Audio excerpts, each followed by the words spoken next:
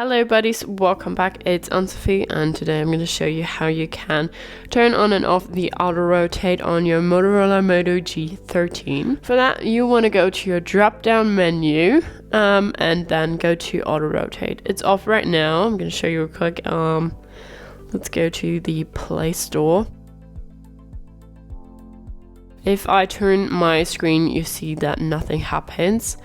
If I go to my drop down menu, auto rotate on, you see that my screen shifts sideways if I turn my phone sideways. So it's pretty nice to have that on if you like watch a lot of videos on like YouTube or Netflix or stuff, so you can have like a full screen vision. And if you want to turn it off again, you can go to your drop down menu or you go to your settings.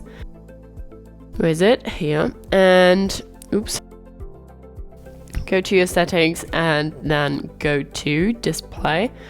Scroll down to auto rotate screen and then disable it again. So now nothing turns sideways anymore. So that's how you can turn on and off the auto rotate on your Motorola Moto G13. Hope you liked it. Hope it helped. If so, thumbs up, share and subscribe, and I hope to see you next time. Bye.